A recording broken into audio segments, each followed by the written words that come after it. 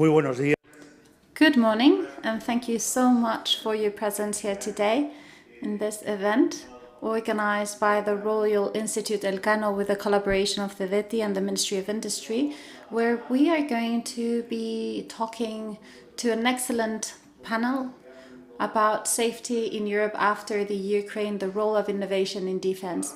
My introductory words are going to be very brief. I'm simply going to introduce the event. I just wanted to say how honored we are at the Elcano Institute for being able to organize this series of events that we are organizing as the introduction of the NATO summit that is going to take place in Madrid, where, as you know, Elcano is going to organize with the NATO and the General Marshall Foundation and the Munich Security Conference and the Atlantic Council, the think tank summit that will take place simultaneously during the events of the Chief of State Summit.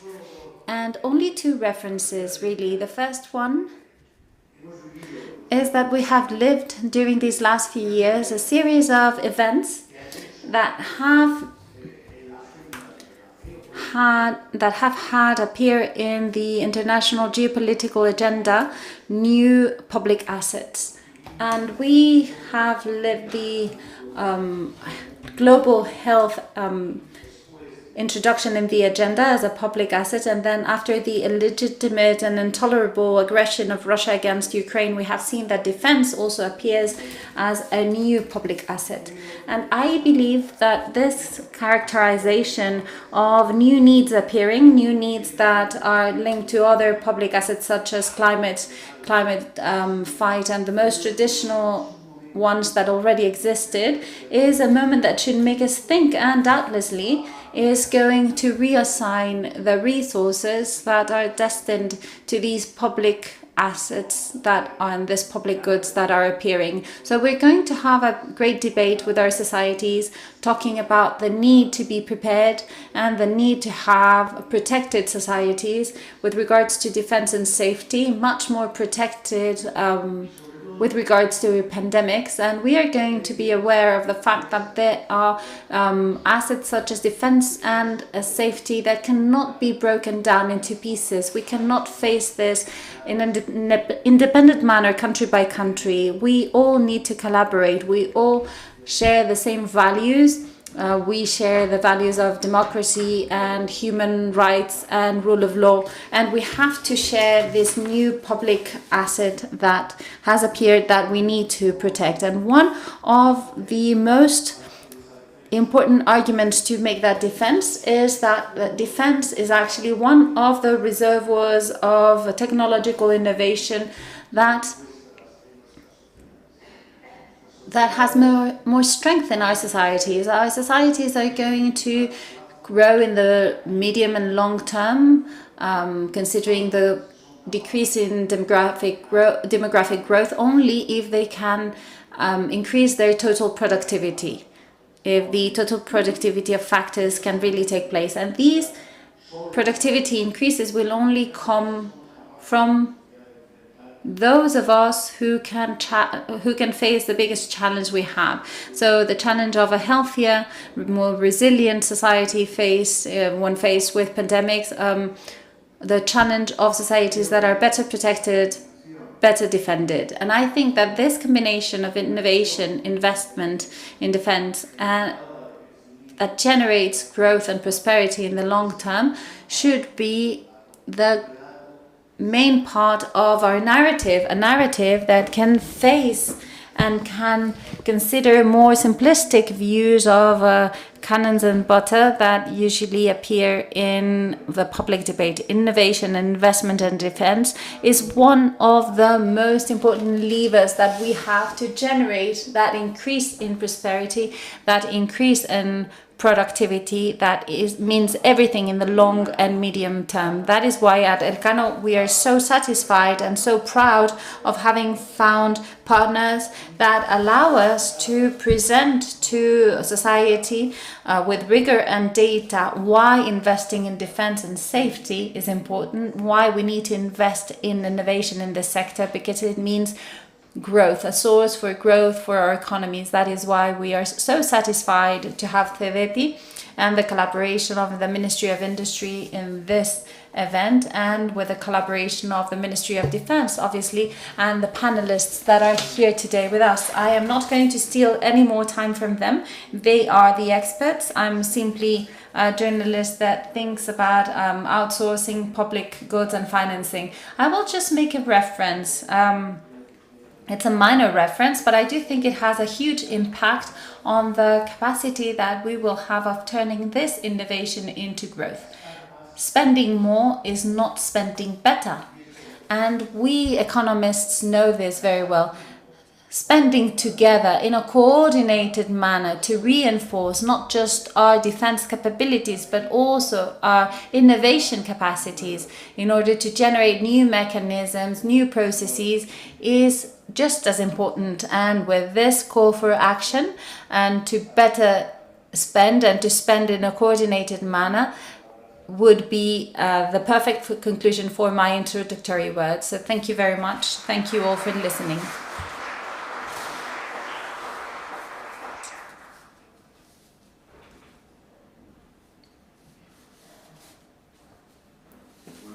Good morning. I would like to start by thanking the Institute Elcano for this event. I think that it is very relevant nowadays, having this sort of discussions, especially in the current state of events. And I think that, as José Juan has just said, we represent the Centro, the FEDETI, that depends from the Ministry of Science and Innovation, and we have a vision that is part of the whole problem. Innovation in defense is fundamental. 5 months ago, if we had been told that a country in Europe, that's a democratic country that wanted to be a member of the European Space Agency and the EU, was going to be invaded, we would never have believed it. We would have thought it was a lie, but it has happened. And I think that this is an element that should make us think, should make us reflect, especially in a globalized world such as the one that we live in right now. What can we do? What are the tools and what are the immediate reactions? Well, I think that there are two kinds of reactions. First of all, I think that we need to have a fast response, a fast reaction, on the one hand by European leaders to try and minimize the effects of this crisis, of this high-intensity crisis, both in Europe as in the whole Western world. And then there is another group of measures that need to be absolutely aligned, and that have to do with the first group of measures, which is launching programs and strategies. And obviously these programs always have to go hand in hand with budgeting, financing. So with regards to the first one, which is the fast response in this world crisis, I believe that Europe has reacted in an adequate way. I think that they have reacted, frankly, very well. Remember that the March Council of the European Union approved the strategic compass in defense, and this is actually a fundamental element because it has much content with regards to new capacities and reinforcing the European defense system, which is a system that completely depends on technology. But that was not the only reaction that they have had recently. And in March, we approved, or the European leaders approved, a document in the Versailles summit, which establishes the basic elements for defense, elements that have to do with cybersecurity, elements that have to do with independence, with autonomy, with raw materials. It is absolutely basic for the future of Europe. And actually the European Council in May 31st has also taken measures in that sense. As for the second category of actions with regards to strategies and programs, that is a bit more complicated because strategies and programs require time to be launched. But I think, and we will have time to debate that later on, I think that Europe has actually reacted reasonably well. To be fair, we have actually reacted very well. Programs such as the European Funds for Defense that were launched years ago, really. programs such as initiatives such as the Space Initiative of the EU, initiatives such as the Britain Constellation, Connectivity Constellation, and initiatives such as the Space Traffic Control are fundamental. They are prior, really, to the Ukraine crisis, but they are very much in force right now, and I think that it is a critical element of Europe's vision with regards to defense, innovation, and technology. I didn't want to take more of your time. I wanted to give floor to the core of this event, which is actually the debate, but I did want to share with you some thoughts. I think that this crisis, we could call it a high-intensity crisis, something that we wouldn't have believed a few months ago, has given rise to two unquestionable factors, which are on the one hand the independence of Europe and the autonomy of Europe, which are different things, and this can be translated into programs and investment. And on the other hand, I think that this crisis has questioned globalization, if you'll allow me. It has also questioned and it has ended with unilateralism. I think that absolutely everyone is aware of the fact that any problem that we have in Europe, the more complicated the problem is, more European the solution needs to be. So if we need to be more European, and this gives birth to a new order, a new way of doing things, which is multilateralism. I think that we need to have that idea clear in our heads. I didn't want to talk about deeper subjects, but it is true that there are threats. I think that despite aside the Russian invasion, there are other threats that I'm sure will be tackled during the debate, such as the relationship of the Western world with China, the relationship with technology, the relationship with multiple elements of the model that we have. It's all been questioned, and I think that we need to manage it and we need to contemplate it in a global way. And that's everything I wanted to say. I believe that you will now start. Yes, very well. I will start moderating this panel. I wanted to thank all the people present here today and everyone who's connected, and the participants present here today. I'm going to introduce them quite quickly. I'm going to introduce the panelists in the order they will be intervening. Innovation is a very trendy word, isn't it? All documents talk about innovation in defense, and it is part of the work that the Ministry of Defense has. The General Directorate for the Material Management in our conversations with defense. Good morning, Colonel Juan Manuel González del Campo. Thank you so much for coming and for taking the floor first. Innovation is also an important matter for transatlantic relationships. We saw it in the last council between the US and the EU. It has to do with trade and technology. It had to do with trade and technology during last May. So we need to have that geopolitical conversation.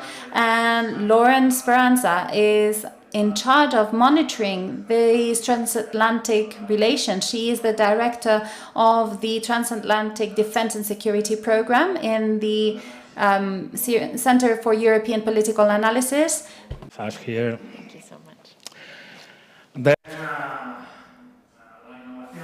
And innovation is also an important matter for the EU. The European Agency for Defense has just launched its Innovation in Defense Hub. And a few days ago, they had their first innovation days. We have Daniel Fiott, who was there, and he is going to tell us about his perspective. He is the editor for Security and Defense at the European Union Institute for Security Studies. Thank you so much for making it. Thank you for coming to our Innovation Day here in Madrid. And then we will give the floor to Juan Carlos Cortés, whom you already know. He is responsible for dual programs at the Centro for Industrial Technological Development, the CEDETI, and he is responsible for synergies with regards to defense innovation and other civil sectors and space sectors. And we have a last speaker who will, we don't know actually if he will make it because he's coming straight from Brussels. So due to the airport management services that haven't innovated their capabilities, there has been a delay. And if he can make it, he will participate. And if he can't make it, then we will tell him how it went later on. And you have 5 minutes each, so that you can share with us your personal vision about innovation in defense and what the contribution is, or what is the perspective of your institution. So, Colonel, thank you so much. Felix, thank you so much to the Royal Institute. Elcano, thank you for inviting the Ministry of Defense to allow us to tell you what innovation is for us at the Ministry of Defense. Well, innovation is actually a very modern term, but it does have has a lot of nuances. I mean, it is something that is part of our DNA, because innovation is innovating, being ahead of the adversary. So that is always something present in the Ministry of Defense. It's true that we talk a lot about innovation, so we need to explain exactly what it is that we at the Ministry of Defense consider to be innovation. With the Ministry of Defense have a large vision of what innovation is. We consider that innovation is using mature technologies for new challenges, new applications to improve our capacities, but also all those researches that go from the most basic part of technology to its development and transformation in military capacities. So in our field of innovation, we consider that it is quite large, and we do not restrict it to some concept of innovation where we simply apply what already exists with a new use. For us, innovation is important in all fields that are linked to defense, and with empowering our military capacities, which I'm sure, as you imagine, they have to do with all the sectors, all industrial sectors. There isn't something that doesn't have some relationship with defense and then cannot be linked to anything else. I mean, everything can be of interest to us. It's true that we focus mainly on some researches that have more immediate applications. But when we talk about innovation, we consider what it is that we want to do from a threefold perspective. So the first thing that we consider are the challenges that our military capacities have, our armed forces. We have to provide military capacities that will allow for superiority in confrontation and operation superiority. So if we ever need to use it, it needs to have a higher ground. And that is the perspective that we measure when we want to look at what's in the market and what could innovate our military capacities. So we mainly focus on those things that are needed for systems and to improve our systems. So obviously that could be done without innovating, obviously, because we could obtain those systems and that operational advantage by acquiring it. But we also have to consider, from the technological point of view, what we want is sovereignty, obviously. We want sovereignty so that we can use those systems and those technologies, and so that we can use them with no problem whatsoever if we ever need it. So that is why we look for a basic principle. We need to be superior in using it, and we need to have sovereignty and be able to use it whenever we want. So we need to look at our industrial and technological base for defense. And when we talk about that base, it's a large concept, and we want to include in that concept not just the defense industry, but also all of that conglomerate of research centers that are both public and private. And we include certain university departments that are carrying out research as well. So what are the instruments that we have to organize innovation? Because innovation, to be honest, it's just to have that little spark, right? But how can we analyze where that spark lies and where those new ideas may lie? And that could be interesting for the Ministry of Defense. So the first tool is our strategy. We have a strategy of technology and innovation for defense. and we tackle not just technology but also innovation, and we do it together in a joint manner, as we do nationally with the Strategy for Science and Innovation. And that strategy sets a series of technological objectives that we want to focus on so that we can look for opportunities.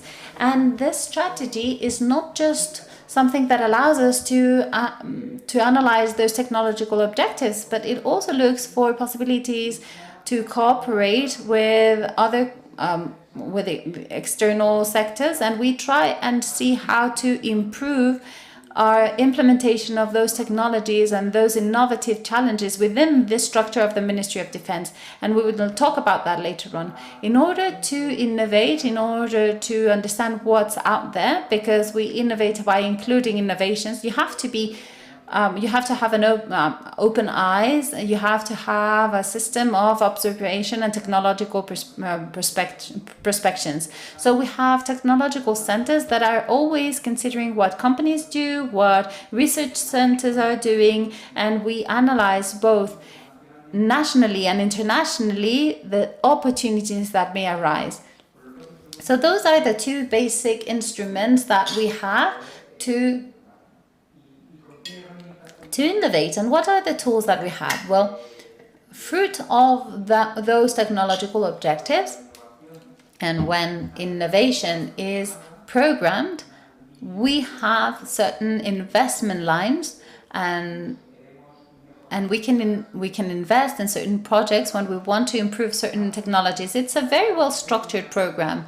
Sometimes that goes against innovation. So in order to look for innovation, we have other instruments. Some of them are very well known, such as the program Coincidente, where we look for technologies that have already been developed for the civil sector that could be applied in the defense sector.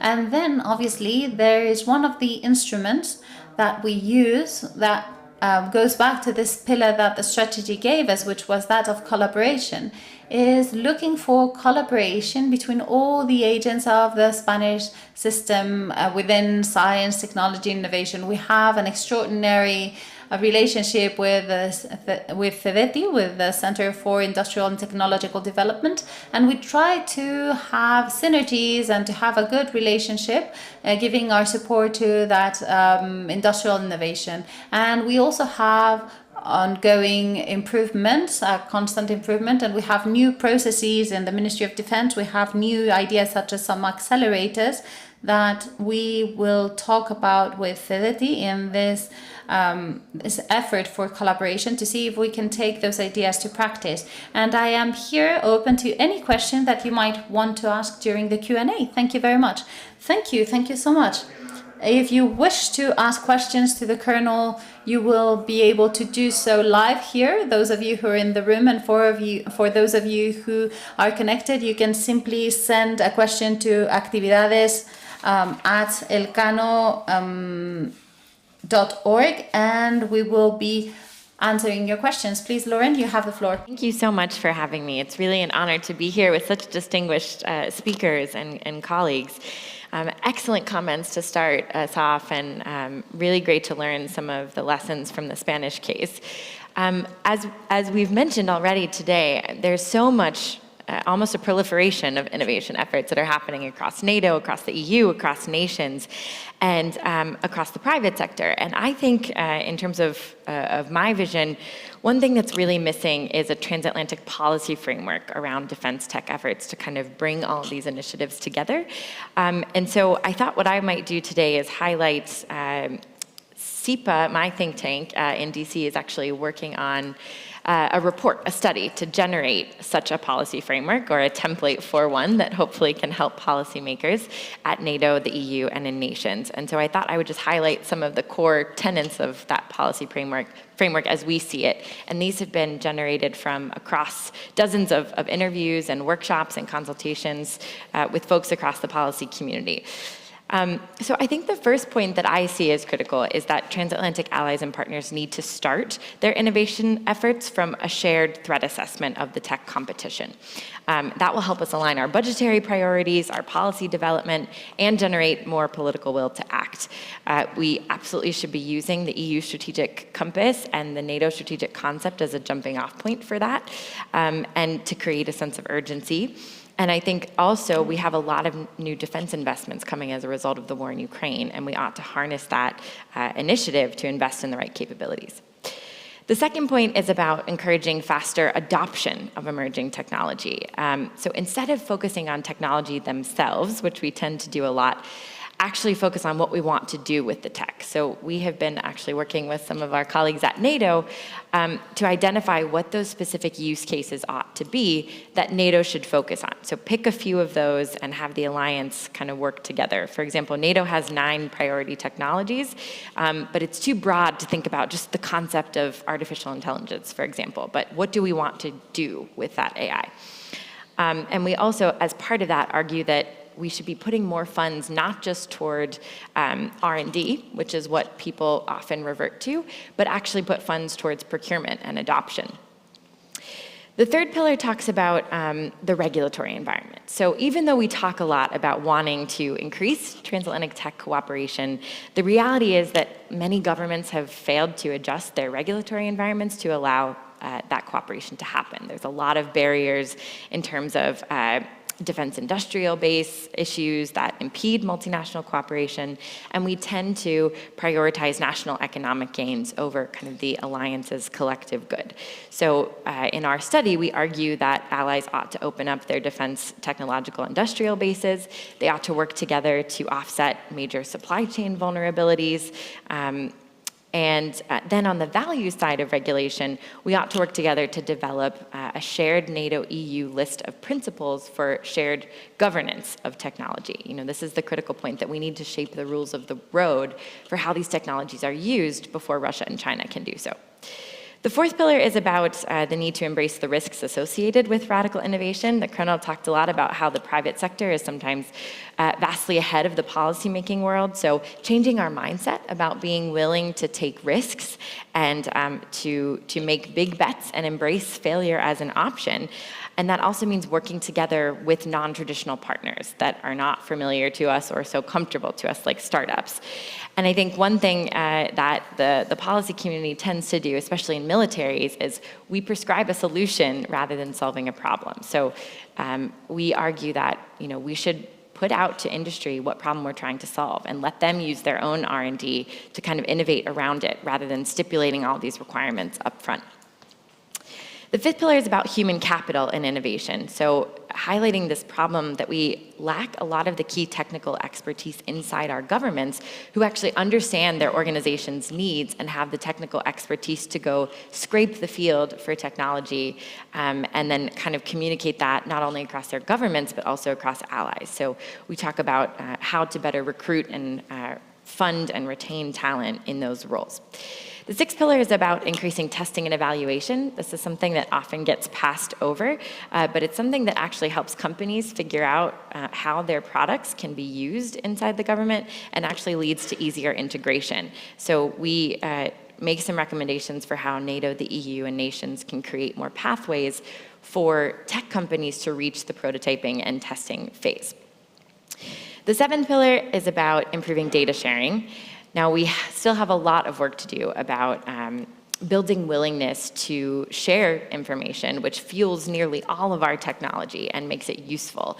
And not just the information that fuels the technology, but actually the intellectual property itself. We tend to have a bit of a closed-door approach sometimes.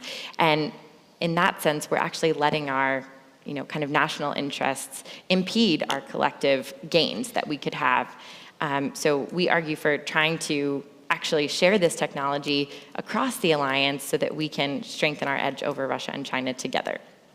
And if we don't do that, we make it a lot easier for Russia and China to jump ahead because since they're authoritarian states, they can mobilize all elements of their national powers to jump ahead in technology. The eighth pillar, and I promise I'm almost finished, is about improving interoperability, which obviously is critical to make sure that all of our technologies and forces can operate together. There's a lot going on here at NATO already, but it's largely focused on operational standards rather than material standards for the technologies themselves. So we argue for trying to create more ways to actually enforce and empower monitoring committees to make sure that there are more standards in different places of the supply chain so that our technologies can fit together and work together. And I think there's a lot of interesting lessons from the war in Ukraine here, just in terms of how Ukraine has brought together old Soviet systems with modern Western technologies. So I hope NATO will pay attention to that. And then finally, we just make the point about the need to integrate all of the tech initiatives that are already out there. Some of the structures that are popping up don't always have the right mandates and talent. They're not fully funded. So we argue for bringing together different funding instruments to take advantage of scaling opportunities across the transatlantic space and to actually work towards a more functional division of labor so that we can each bring to the table, each institution and nation and company brings to the table what they can do best. So those are just a taste of some of the principles we're putting forward in our study. Thank you very much for summarizing so briefly and so well your vision on defense innovation. Daniel. Thanks so much. Felix, can you hear me? No. Just a second, maybe. My microphone needs to be switched on, I think. It should be open, right?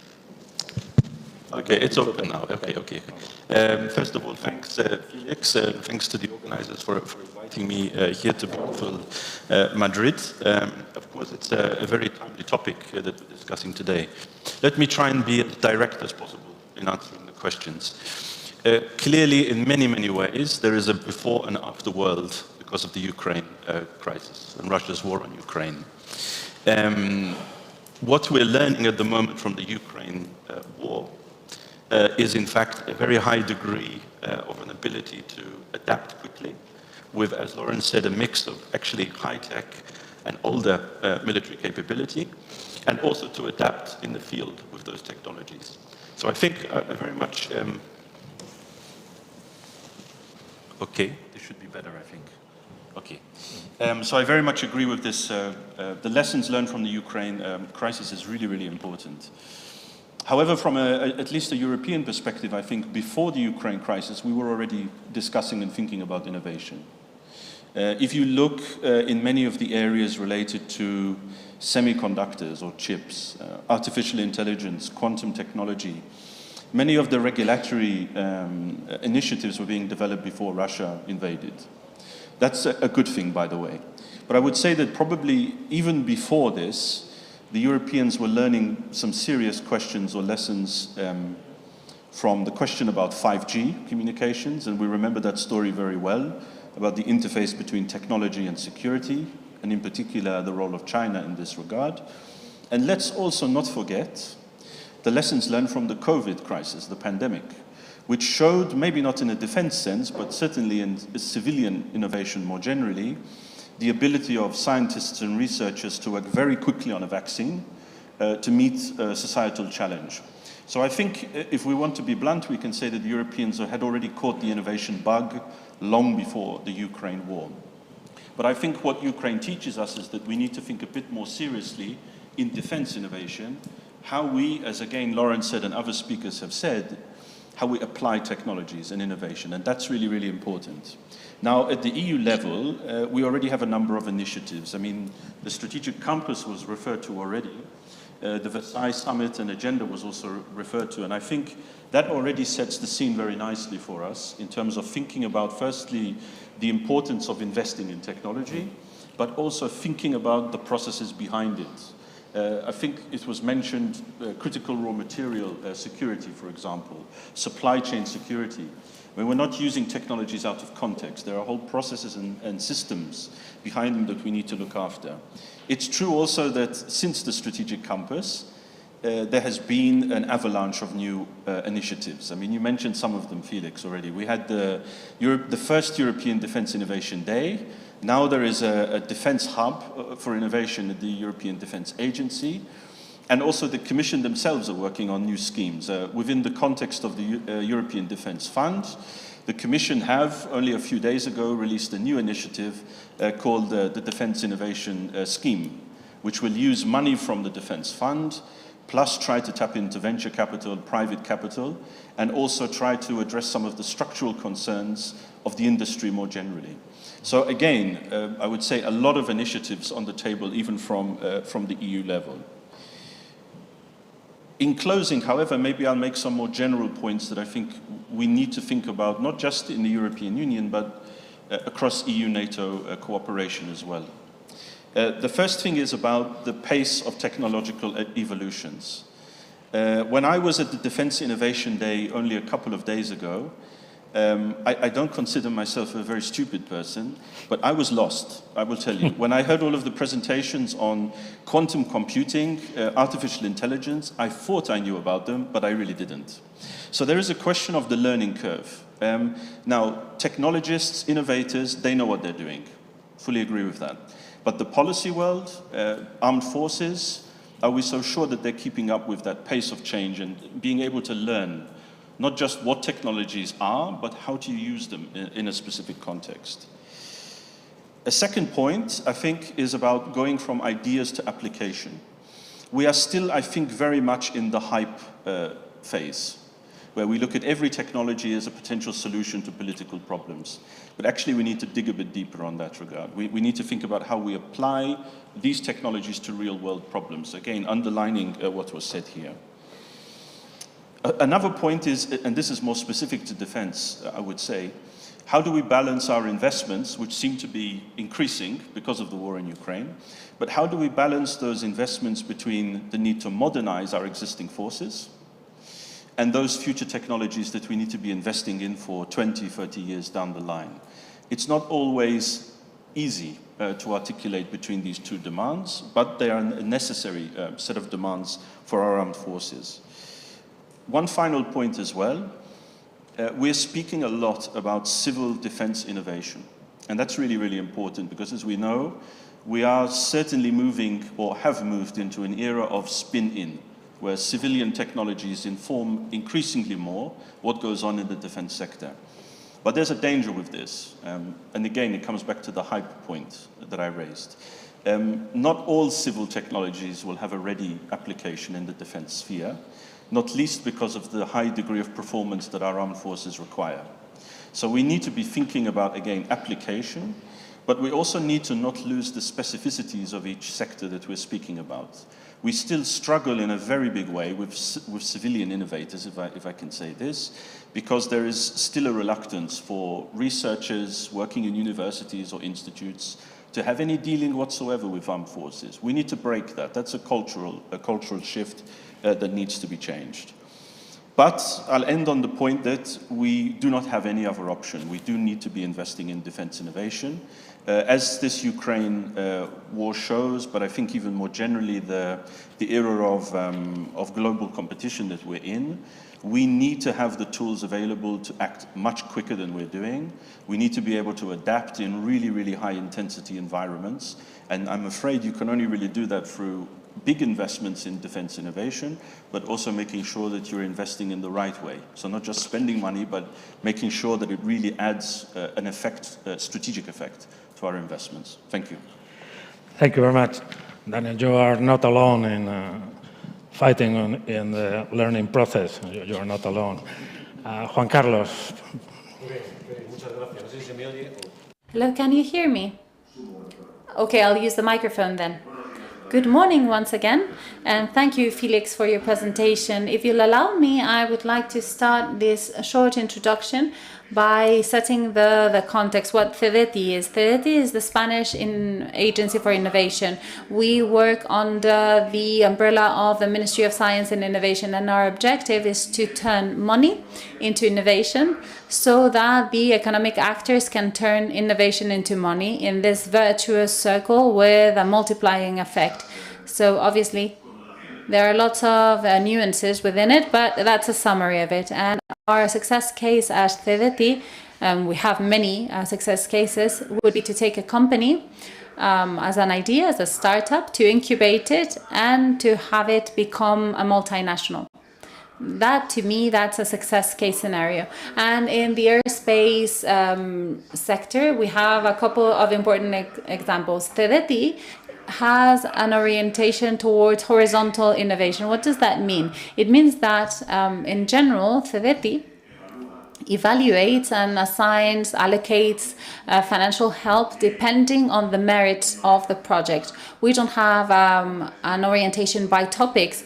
We finance biotechnology, materials, connectivity, except with regards to space and dual programs where our orientation is that of finalists. So we do developments that are oriented towards a product. And as Juan Manuel was saying, the relationship with defense are magnificent. I would say that they cannot be improved within the dual program that Roberto Trigo leads. And we have José María, who is in charge of these topics as well. They're here.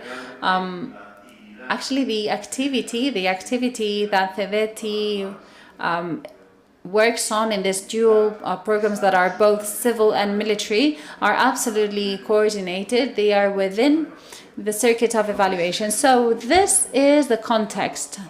We work with around 2 billion euros per year, oriented to financing programs with a whole array of activities that go from incubating companies, the programs for startups, to programs to purchase in the market, so that we cover the whole cycle of innovation.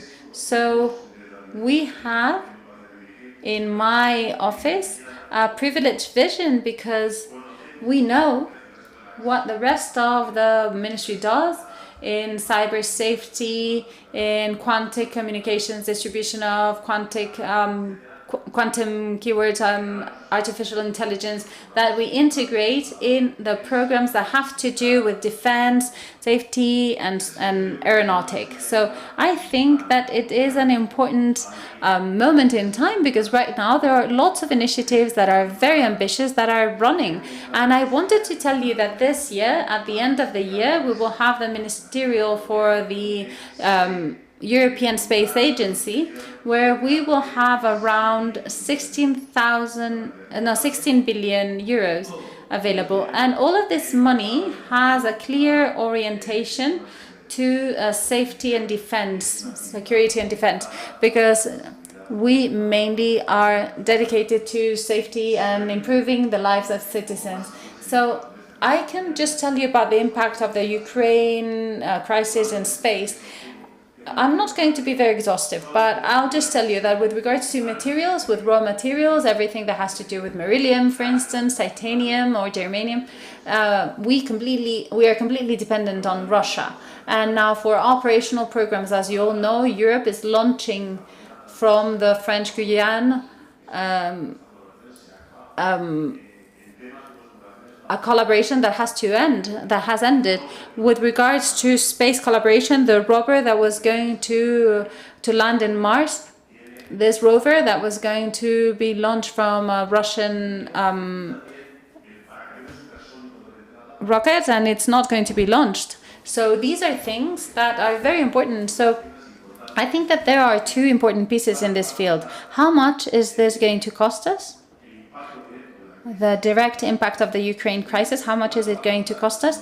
And even more relevant than that, how much is it going to cost us to turn Europe into an independent entity in the future? Because you know that Europe has the biggest teledetection program in the world, Copernicus, and it's the improvement of Galileo. And during this year, during the Space Summit that we organized in February in Toulouse, we approved various communications, various fundamental messages. The first one, the connectivity constellation that the Commissioner Breton has launched, and we talked about the importance of defense for innovation. Well, I think that the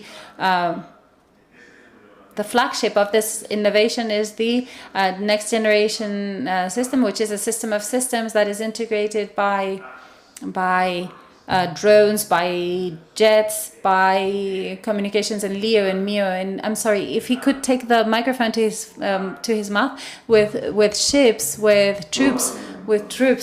Thank you.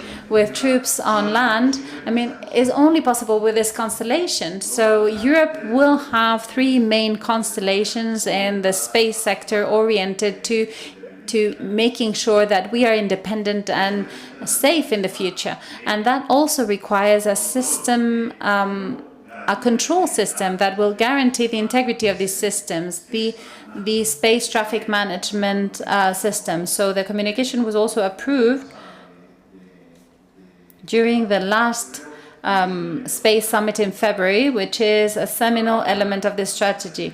And in the case of Spain, we also have important examples such as the Space Generation, I think is said, and the Spanish program for detection that has both a radar component and an optic component. And we also have a Spanish system for the teledetection and follow-up of space waste. And we have this whole strategy based in innovation that is oriented to defense. Let me give you an example, how we collaborate with the Ministry of Defense and Safety.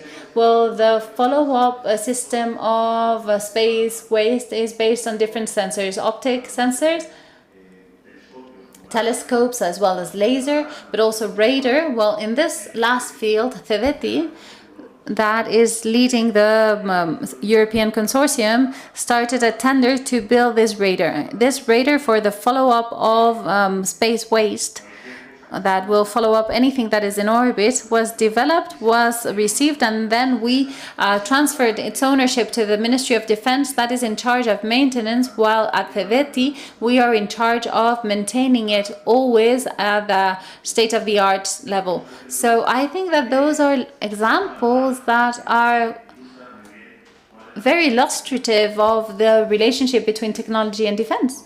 I think that these are concepts that cannot be separated, and in the future this cooperation will be even more intense.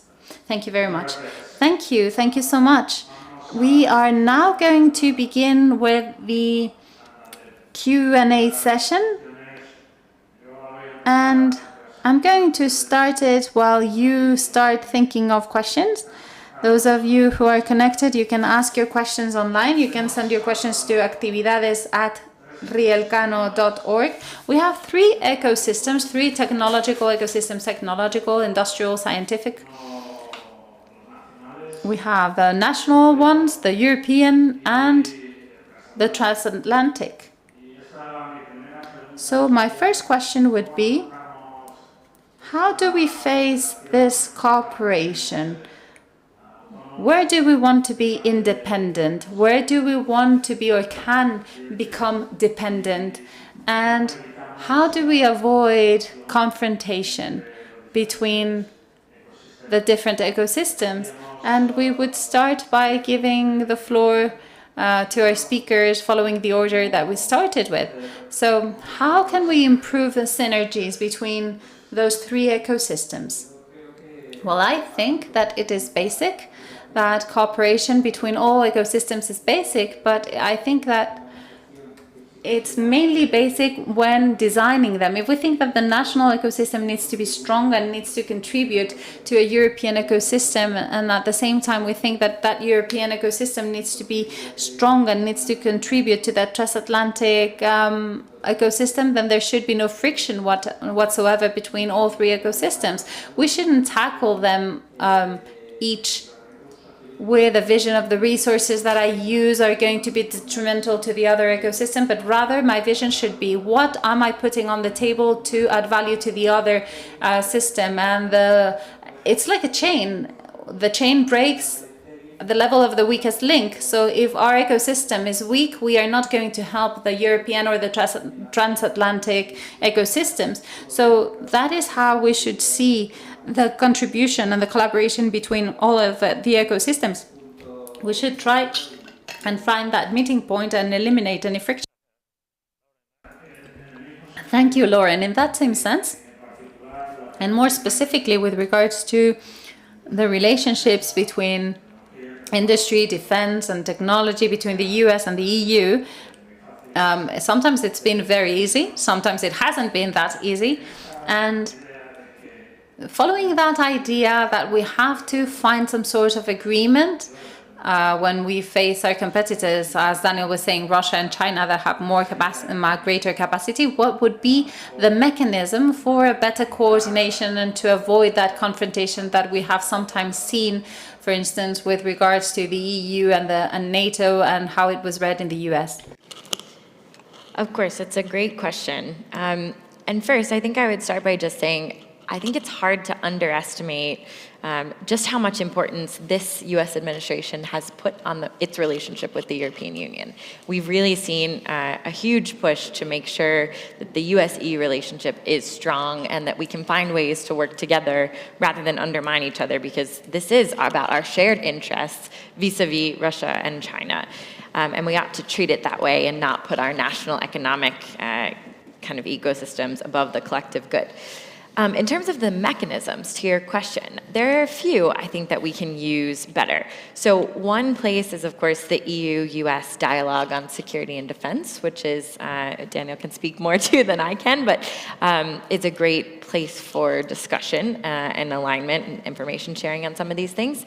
Another mechanism that we have, which you mentioned earlier, is the US-EU Tech and Trade Council, which is a place to talk a lot about some of the defense industrial issues. And they're starting to already, out of this last meeting, we've seen some really interesting initiatives, not yet concrete deliverables, but discussions on these things.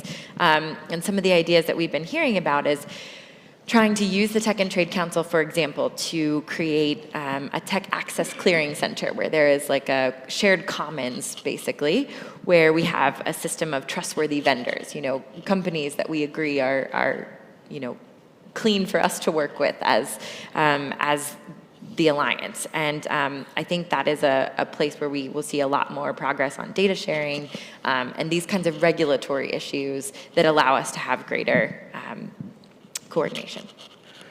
Thank you, Lauren. And within the European ecosystem, we have the European Commission, we have member states, and also the European Defence Agency. How to reconcile different views and we achieve a better integration of efforts in the European ecosystem? Daniel?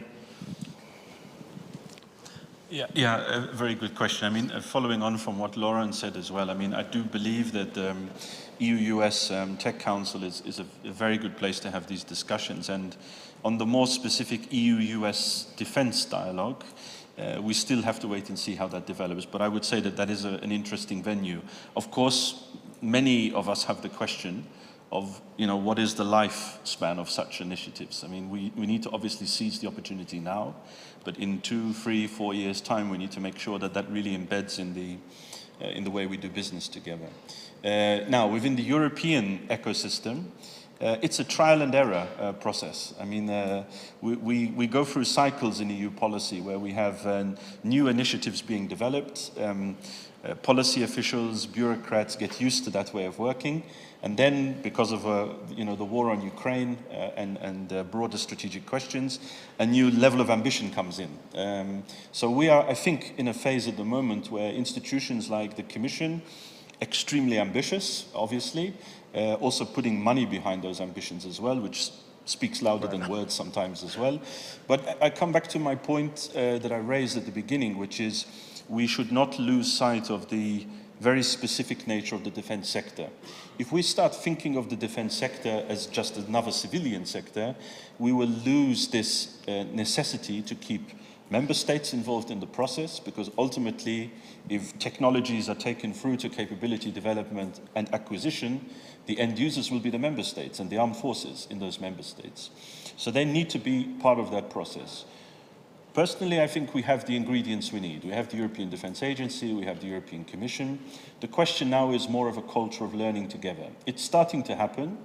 I think it will be very interesting to see how the Defence Agency's Innovation Hub sets up, because that also part of that ethos is bringing together the innovation centres in countries, in EU member states, together, so to network them better together as well. That is going to be essential when we think about what technologies we want to develop, what is the interface between civil and defense technologies, and ultimately, and this is still the most important question, how do we take defense innovation and technologies over the valley of death, where they can be put to the wayside, into capability development, and to ensure that our capabilities are high performance, agile, speedy, etc., etc. So we have the ingredients. We need the kind of culture to embed that in the system.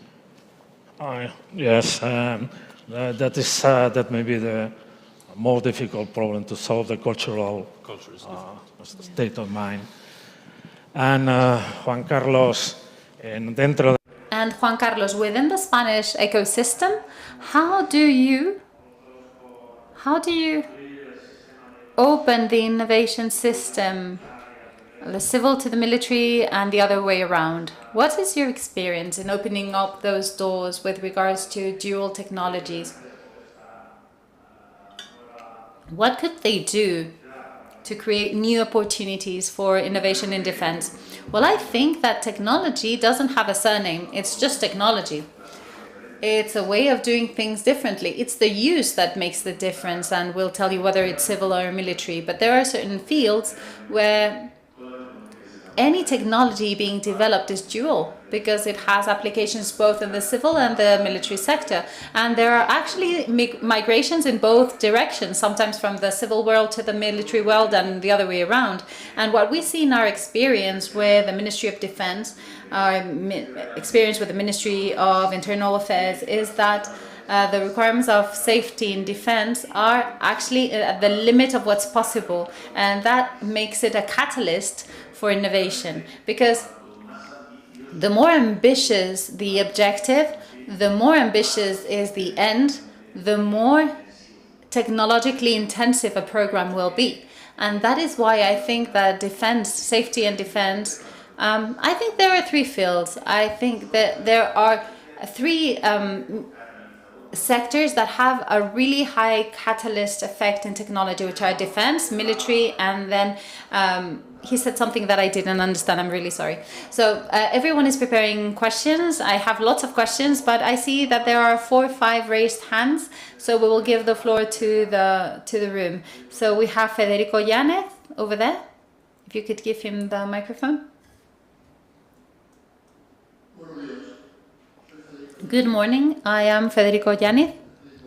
I used to be the director of the Spanish office of the Nato here. I was an old colonel in the Spanish army, and we used to work with a magical word called transformation. That was a very important word, to the extent that we created a transformation office that is still at Norfolk right now, that is dedicated to innovating, changing. So don't you think that maybe the new role of innovation is simply the continuation of something that we need to always maintain, which is change?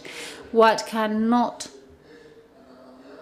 be left aside is that capacity of changing, advancing and innovating.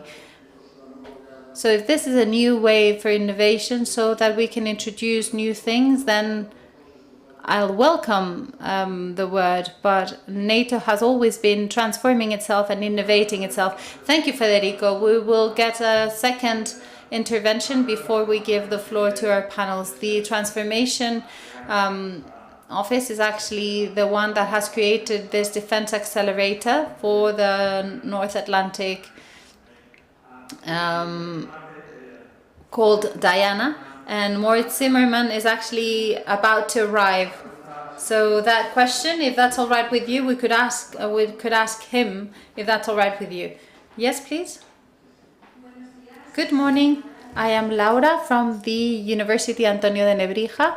I am currently working at the Ministry of Foreign Affairs in Spain. We see that the term innovation in defense is quite large, but it is applied to weapons as well. It involves weapons. So considering that this defense innovation is quite unequal between countries, unfortunately, I would like to ask you if you think that this innovation in defense could be counterproductive.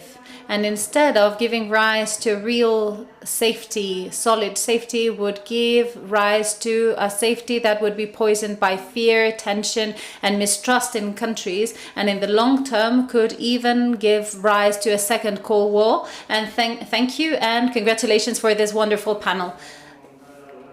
Anyone wishing to answer that question, to give an answer to this very high-level question, which I'm afraid is out of my learning curve? Well, I will take a stab. I'm sure Daniel has some thoughts too. No, thank you for that question. And I think a couple of things. There is certainly a values component to how we do innovation and whether it can be, something useful or something damaging. And this was the point that I was making about, it's on the transatlantic community to set the rules of the road for how we want this innovation to be conducted and how we want technologies to be used and applied. It's in our interest to shape that before China and Russia do. And they're already doing that in some ways. And so it's really time is of the essence here in terms of us being able to create those norms around technology. And I think if NATO and the EU were to come together to create a shared system of governance or shared principles for tech governance and launch that in a new joint declaration or something like that, I think that could be a useful step in doing so. The other point that I would make on just, the equal distribution of technology, which you are alluding to, it's not always even because each country has their own innovation ecosystem capacity. And Moritz will probably speak to this, but this is why NATO is actually trying to come together to pool resources to create innovations that can be shared across all NATO members. Or those at least that want to pool their resources to create something greater. And there was actually a big intellectual debate because the US, for example, had a quite strong belief, and other allies, not just the US, but that, technology should reside in the nations, and that's something that a nation has to kind of control and provide, and NATO sort of serves as an integrator and brings that all together. But there's actually a growing view now that NATO actually does have a role in organically developing some of these technologies. And so that creates new opportunities for smaller countries that might have talent, but don't necessarily have a massive innovation ecosystem nationally, where they can send people to NATO and develop multinational capabilities there.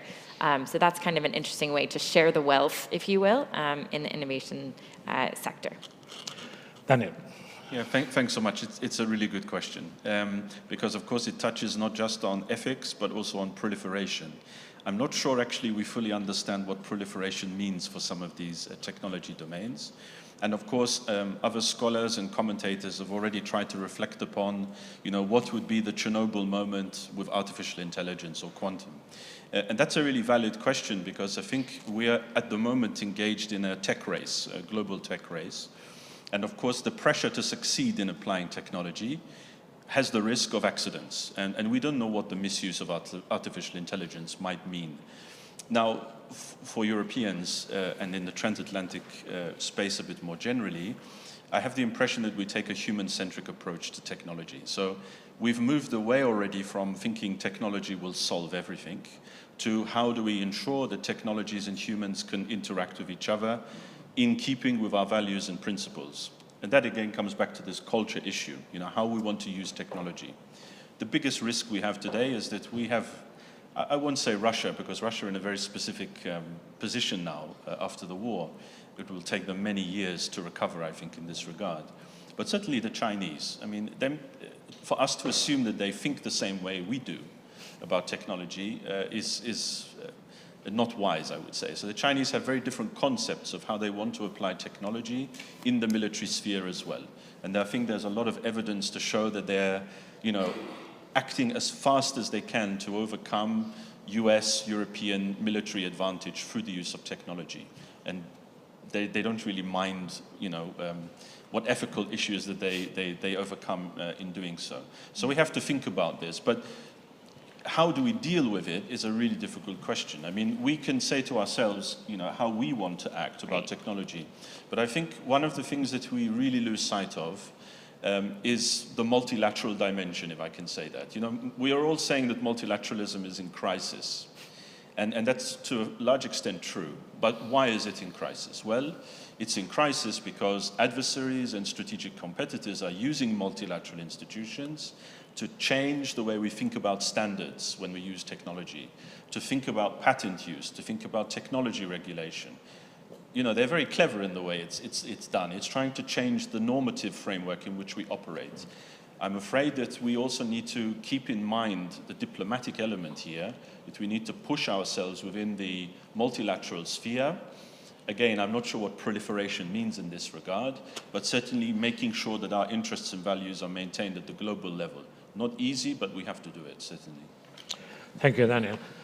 Tenemos una cuestión. José María, habías levantado la mano. José María had raised his hand, and I believe there is another hand at the back of the room. We're going to answer those two questions. First, José María in front of me, and then the lady at the back of the room.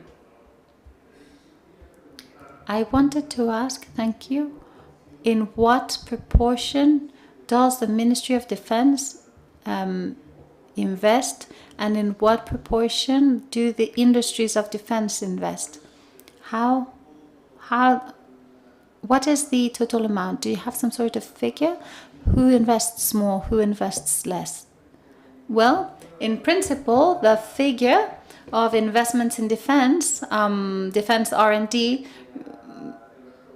depends on the special modernization programs the government has decided to participate in. So there are some figures that are quite stable, that have been very stable through the years, that vary depending on those special modernization programs. So when we are boosting investments for big programs, then those figures obviously grow quantitatively. And for the effort that we make, especially through strategy, and considering that it's going to become harder to develop a weapon system in a unilateral way, I mean, just one country developing it, we have to cultivate the idea of making technological capacities grow of that technological basis, which are lots of SMEs, big industries, technological centers, so that when we launch a big program, they are ready to contribute together with their European partners so that they can provide what that program requires, so that we can then break down that workload and distribute it amongst all the participants, and whatever comes to Spain does have the required technological quality. So talking about figures is very complicated. So every 100 euros, how many does the defense sector spend, and how many does the Ministry of Defense spend? So I think that out of 100 euros, it's the Ministry of Defense that pays most of it, more than the defense industry, I think. But it's just logical, isn't it? Because in the end, defense and the systems for defense are not about developing a smartphone that is going to allow for the market to provide the ROI. I mean, we're saying that the main client is going to be the Ministry of Defense or other ministries of defense. And if the Ministry of Defense does not use or does not have in its templates that weapon system, it's not going to be easily exported. So the companies, in some way, can't make those investments or can't make as big investments as the ministry will, because they need to have some sort of guarantee that will let them know that the ministry is going to acquire those weapons. Well, I have looked at the data, and what they say, that what the Ministry of Defense says for all European statistics is that they spend more in purchasing equipment in future technology. So it's usually 2%. And the European average is 1%, and the Ministry of Defense has 90 million for programs. So it's not just about asking for more funds, you know, the ones that are coming for innovation, but we also have to prepare the technological base and the defense sector so that we are capable of exploiting that, because you have to be ready. You have to be ready to receive it. I believe there was a question at the back of the room, because otherwise we will not give the floor to And there is another question, I think, in this sector here. My name is Ana Gómez. I am a journalist for El Independiente, The Independent. The first question is for Juan Manuel González. And I wanted to know if you could summarize or tell us what the main ideas are or the main innovation programs are, those that the Ministry of Defense is currently working in Spain after the Ukraine war started. And the second is after the extraordinary summit that the EU had in order to improve our defense, our common defense policies. And since we have talked a lot about autonomy and independence in Europe, I wanted to know what is your opinion with regards to the possibility of creating an EU army? Would that allow for a greater independence and autonomy of European interests?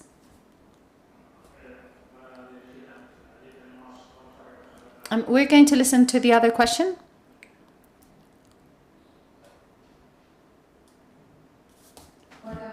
Hello, good afternoon. Thank you for the opportunity. I am Claudia Romero. I also come from the Ministry of Foreign Affairs.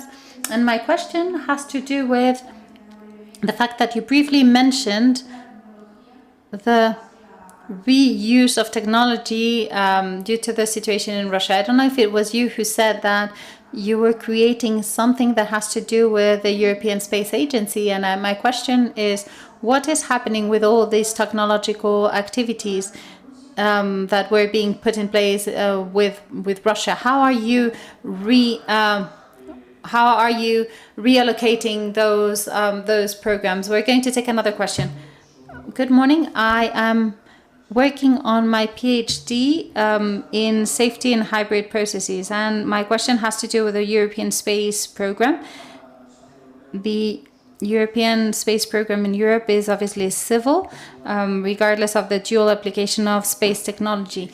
But the fact that the EU is currently adopting a new strategy a new perspective in their space strategy that is targeting the defense sector, do you think that that will have an impact on the nature of this space, which was a civil cooperative nature? Because some authors state that if Europe is an important space agent, it is so because it is a partner of choice because of the civil nature. So adopting safety and defense perspectives is going to have an impact on cooperation, do you think?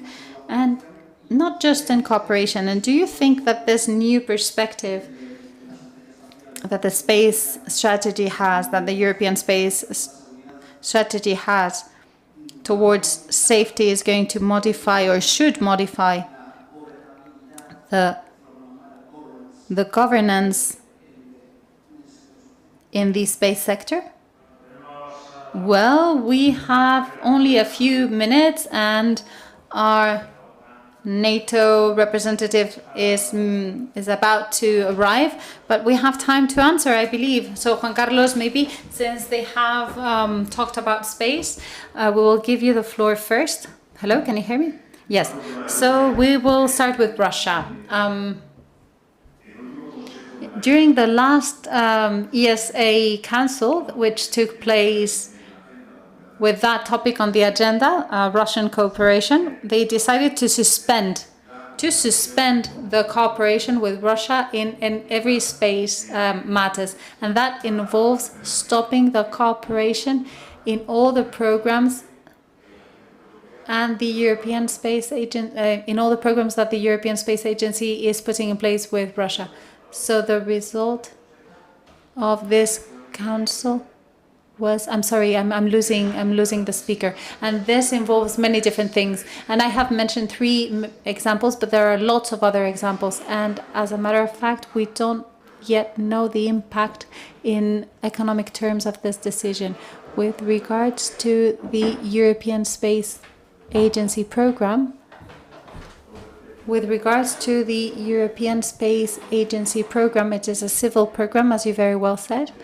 And from the beginning, the star program of this of this initiative was actually Galileo, which has a civil connotation, safety and defense that are clearly defined. So I think that in the future we will keep on launching initiatives within this program with a clear defense orientation, but in the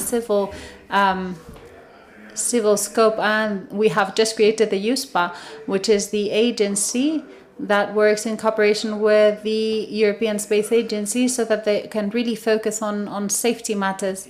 And I do not see any changes in the governance, really. What I see is that there is going to be a reinforcement of the programs oriented to these sorts of activities. And I was mainly referring to two at the beginning of the intervention, which is a connectivity constellation. They're talking about 6 billion for this connectivity that will have a commercial part and a governmental part. And also the future system for the space traffic management, which will be a contribution to the SST system, which is the one that we have. That is for up to 2027, and I see no changes in that sense. I'm just sure that this component is going to be reinforced. I'm absolutely convinced about that. Space and defense issue. It's true, this is very interesting because the EU itself has never had a space and defense strategy. So even drafting it is an interesting exercise. However, we must consider the fact that already within Permanent Structured Cooperation, so PESCO, even within EDF, we're already funding space defense projects. So it's already there. Another thing I think we should remark upon is that Galileo in particular is a real symbol of European autonomy, technological autonomy and operational autonomy. However, there is a realization now that space is becoming part of this strategic competition that we see. So looking to the next 10, 20 years, how do we ensure the security of those systems? Now, unlike the US, which of course with GPS, the Department of Defense is centrally implicated in that, in the EU, we could not give that duty to any military actor, because there's no Ministry of Defense. There's no Secretary of Defense at the EU level. So it will remain civil. But even within Galileo, the originators of the project already saw that we would need a public service. And that's why we already have in Galileo the public regulated service, which indeed already is supposed to deal with defense and security issues. So civil control, but also not being naive about the defense implications of space now, increasingly so. So, Lauren, did you have any? Maybe very quickly, and I know we'll get to our NATO speaker, but just to address the question of the EU Army and autonomy. So I think my take on this is that should Europe have autonomy? Yes, but what does that mean, autonomy? Autonomy of decision-making, absolutely. Europe should have sovereignty over what it chooses to do, how it uses its resources and its military capabilities. Does the EU need a separately controlled EU army? In my view, that's not the most helpful thing, because there really is only one set of forces between NATO nations and EU nations, which are largely the same nation. So to double hat these kind of forces between both NATO and EU missions is counterproductive in my view, because then they don't actually get to train and practice and fully maintain readiness for each of those missions. So should the EU do more on defense? Absolutely. And I think this administration in Washington recognizes that and has actually done more to support, the European Union and Europe in general having a more robust role on defense, that's not in itself duplicative of NATO. It's just about the way we do that and making sure that, we are making it complementary and not duplicating things that already exist at the NATO level. Thank you. While Maurice takes your seat here, we have a last answer for the people on the back of the audience. With regards to what research and development programs we are launching, we are developing, there hasn't really been a radical change since the beginning of confrontations between Russia and the Ukraine. We had been planning and we had launched a series of research and development programs, and we're still following the same line, because actually this confrontation is simply reinforcing that the lines that we had and the perspectives and the forecast that we had done was actually correct. And the main have to do with everything that are air platforms. So all the technologies that will be required by our jets, our fight jets that are integrated in a cloud and a combat cloud, not just with air systems, but also terrestrial systems and naval systems, and the effectors and the sensors will not just be in the manned planes, but also unmanned planes. So this whole series of technologies, considering the economic volume, is the most important one. We're also developing other technologies, which are sensor technologies, and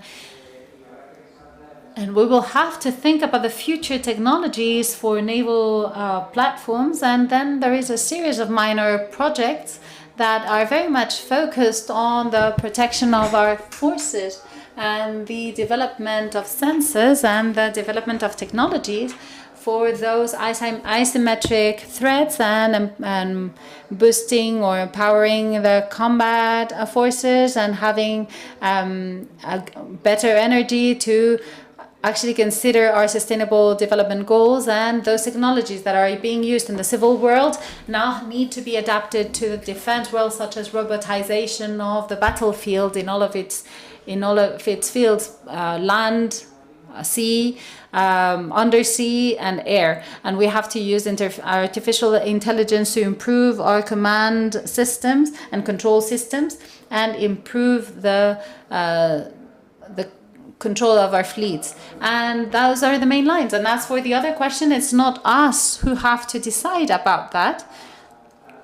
Defense is not something that has been transferred to the EU.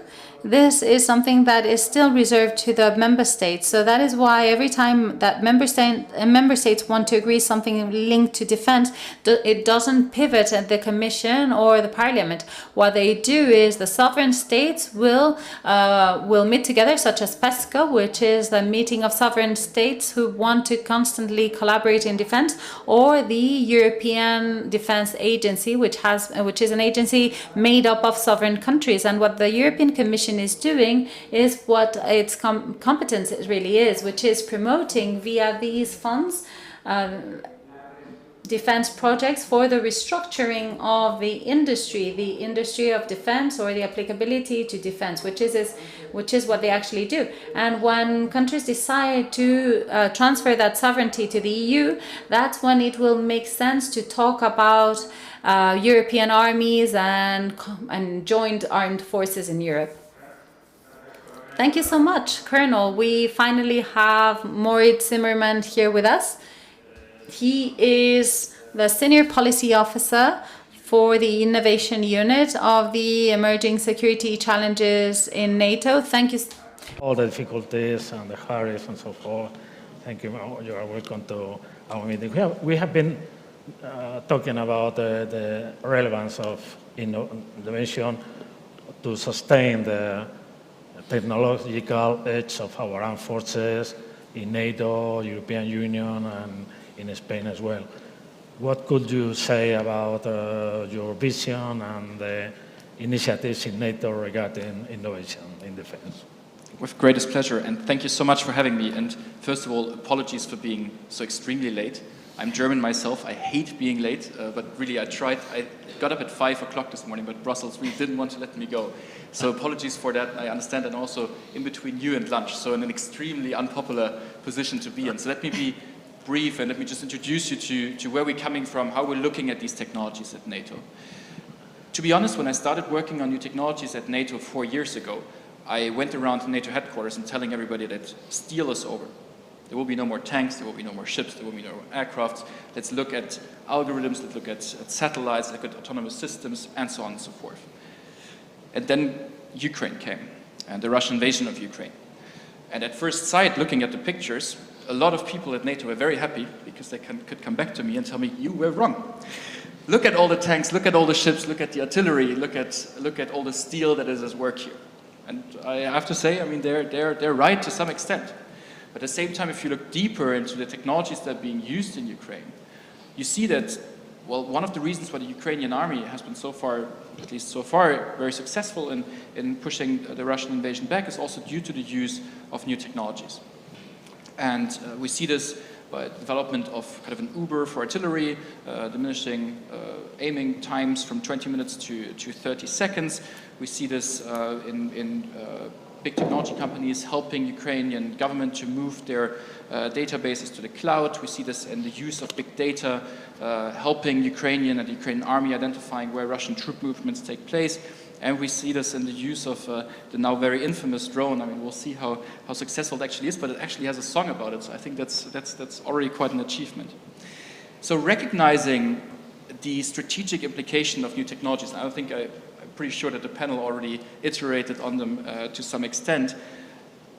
The allies recognize that in order to maintain our technological edge, we need to fundamentally rethink the way we drive effective engagement with the civilian private sector. Because it's the civilian private sector that's driving innovation these days. And we need to, well, first of all, establish a relationship and also enable us to actually collaborate and cooperate with the innovators driving ambitious change there. At the summit later this month here in Madrid, allies will be launching officially 2 new initiatives, or establishing them. The Defense Innovation Accelerator for the North Atlantic and the Nato Innovation Fund. I can tell you that both of them might sound quite easy from the outside, but they kept me from sleeping over the last couple of months. So I'm quite looking forward now to implementing them and them seeing them becoming reality. Let me just quickly walk you through both of them. And before I do that, let me remind you where we're coming from. What is the premise that what is the problem that we're trying to solve? First of all, we're trying to bring civilian innovation, civilian technologies into the defense and security environment. Second, we try to move away from requirements. We want to push NATO to work with problem sets. Don't pre-write the answer to the question that you're asking. Set up a question that you ask the ecosystem to come up with answers. And we want to foster the possibilities for end users from across the alliance to co-develop together with innovators tailor-made solutions for our armed forces. So in this sense, under this premise, we're launching the Defense Innovation Accelerator for the North Atlantic and the NATO Innovation Fund. With the Defense Innovation Accelerator for the North Atlantic, what we're effectively trying to do is try to build an ecosystem in which we enable this effective collaboration with end users. We'll be establishing a network of accelerator sites where startups will be able not only to learn about how to scale their civilian business, but also how to engage with military and defense organizations, and at the same time develop the solutions further together with end users from across the alliance. We'll also have a network of over 50 test centers across the alliance, one of which will be here in Madrid. On the other hand, we're launching a NATO Innovation Fund because we recognize that especially deep technological developments, so incremental technological developments, are underfunded in Europe.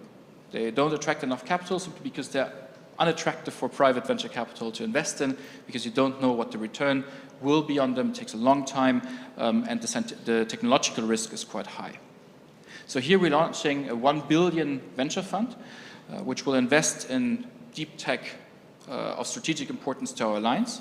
And we really shine a spotlight on these technologies to make sure we crowd in further private investments.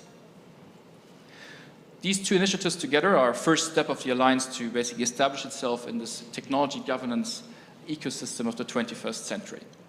But I think this notwithstanding, there are a lot of work strands that remain. We'll have to look at human capital. We will have to look at building trust proactively. I just heard you discussing autonomy.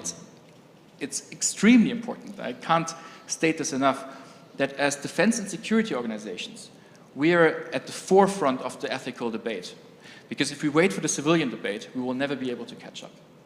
We see this with AI now, we see this with autonomous systems, and I think that as we will be venturing into biotechnologies and so on and so forth, it will become extremely important that we're at the forefront of the debate.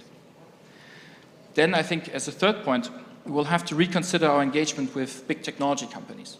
We see it now in Ukraine with Starlink providing internet access to the Ukrainians, Microsoft helping Ukrainian governments, and so on and so forth. The examples can go on. So I think we need to rethink how we collaborate with these actors in the security and defense environment in a more effective manner. I think right now is a good moment to think about all these points. All allies are raising their defense budgets. This gives us a strong market signal. This gives us a strong market impact as well. Now it's time to actually build these initiatives, drive them further, and achieve well the maintenance of our technological edge for the 21st century. Apologies for this quick run-through, but I just want to convey this message, and thank you very much. Thank you, Maurice. Muchas gracias. Thank you all so much. And unfortunately, we cannot continue, but what we did want, Fedeti and ourselves, what we wanted to do was just to highlight that innovation is an essential element for defense, and not just for defense, but also for economy and for safety, for the safety of all of our societies. And it is important not just due to the war of the Ukraine, as it has been said, but because of the geopolitical competition in the mid to long term that we are facing in NATO and in transatlantic relationships, and all of this has to have a clear reflection in our priorities and how we establish our investment priorities, in our cultural change priorities that have also been mentioned. And we thank you all for being present here today. We thank you for being connected as well, and we ask you to stay with us, not just Fedeti and ourselves, but also those who are in charge of implementing all of this. So thank you all very much. It's been a pleasure, and I hope to see you soon.